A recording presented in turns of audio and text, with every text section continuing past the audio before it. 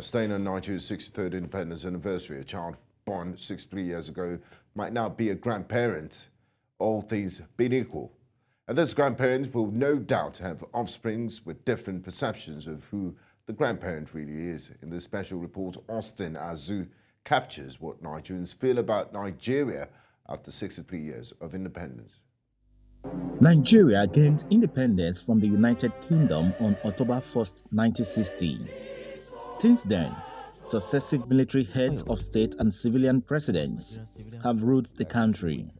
These 63 years have left diverse impression on the citizens. On perspective, Nigeria has not really fared well in terms of the economy. I say we are at 63 now. We're supposed to have what we need. We're supposed to buy fuel less. This widow and other women who all reside in Asaba, capital of Delta State, lament about the cost of living in Nigeria. They expressed displeasure over the economic situation and urged the federal government to revamp the nation's economy.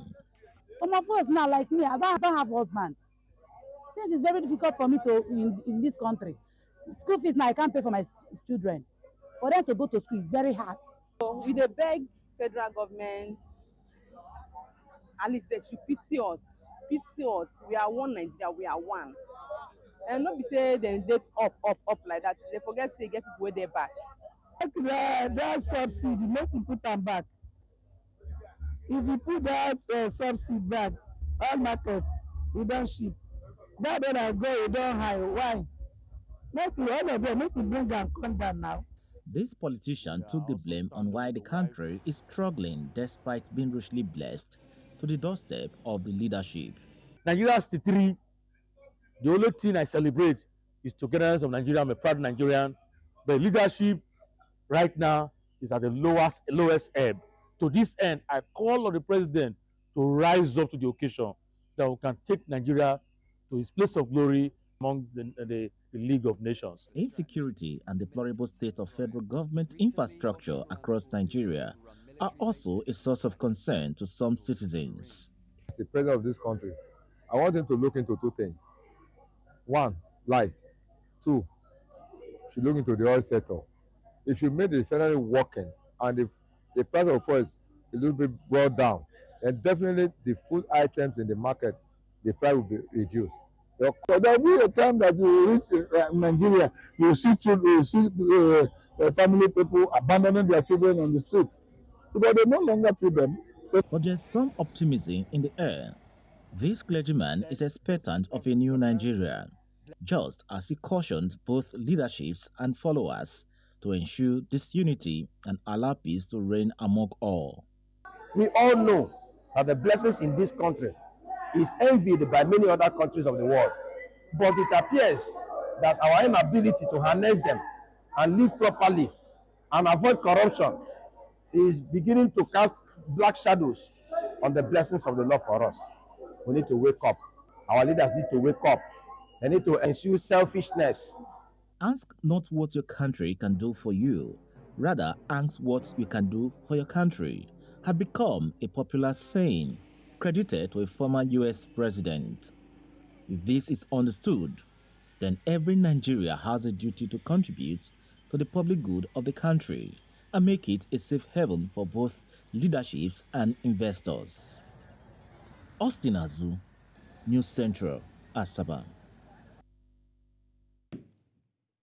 Join us in the news this afternoon to analyze the independence of Nigeria is Victor Okhai, Public Affairs Analyst. One welcome to you, Victor, and happy Independence Day to you. Happy Independence Day to you as well. Thank you for having me. Now, Victor, it's been 63 years since the Union Jack came down at Tafawa Balewa Square, marking the beginning of a new dawn, an independent Nigeria. What's your assessment of the state of the nation 63 years since the exit of the colonial masters? How have we fared as a country? It's rather unfortunate that after 63 years, we can't really, in many areas, we can't really claim that we're better today than we were at the time. I mean, if you start with the currency, without overflogging it, we have a currency worse than when we, started using our local currency, changing from the pounds to the naira, and the strength of the naira at the time. So obviously, in that area, things have gone south. Again, if you talk to many people in the 50s and 60s today, they will tell you about the good old days. And what that simply means is they miss days when things were better. I mean, you would see people who the railway stations were working very well. You could predictably leave Lagos for Abuja and know you get to Abuja in between 6 and 7 hours. Benin was exactly 3 hours or less. Ibadan was 1 hour. You could predict when you could leave and when you could arrive. I mean, it's like, so in terms of infrastructure, there's been infrastructural decay. In terms of our money, it has gone south. In terms of, so many areas, some may want to argue, of course, we're not where we were, but we certainly are not where we should be. And when you compare with other countries who were even less than we were, countries like Singapore, United Arab Emirates, and quite a few other, South Korea, a few other countries who got independence at about the same time, they have since leaped, and we're still where we are. In fact, not even where we are, we're way behind where we should be. And in the early days, you will recall, we had many firsts. First television in first television station in Africa, first color television station in Africa, and so many firsts, so many things that we did. Now, Victor, it's always nice to, today's a day of introspection. You also look at the past and where you got things wrong. You've highlighted quite a number of things that bedeviling the development of our nation today, and sadly, things weren't always like that. Now, I haven't talked about what's bedeviling us. Sorry, I haven't talked about what's bedeviling us. Your question was comparing where we were then and now. Yes. That was exactly what I answered. Now looking ahead, are there any positives you can take out of our 63 years of nationhood? And also, what will it take this sleeping giant to wake up and realize its full potentials? Because we often hear that, Nigeria is a country that is rich in potential and we could do more than we're currently doing. Well, the positives we can talk about is in the area of,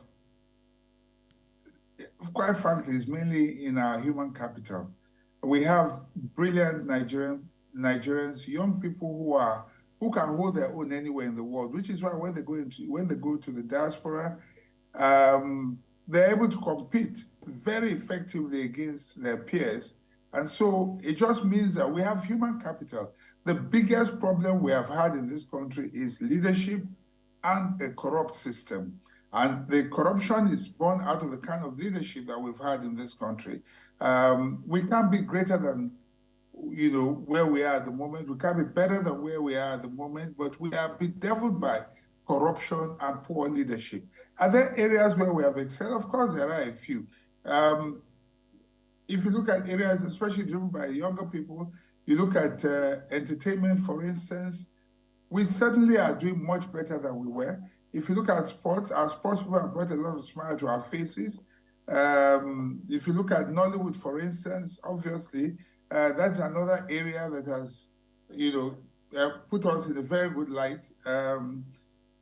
So these are a few areas like that you can talk about. Obviously, that there have been improvements, but agriculture, we certainly are not where we ought to have been. But one thing I can say, though, is in terms of human capital development, we have people who are doing very well, young people, in spite of the hardships, ASU crisis and all that.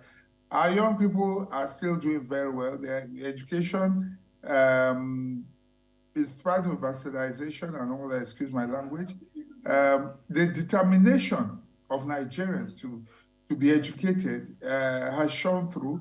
And so we have an educated workforce that, if we use very well, can turn this country around. Thank you very much for your insights and your contribution, Mr. Victor Okhai. Always a pleasure speaking to you. Thank you. Thank you for having me.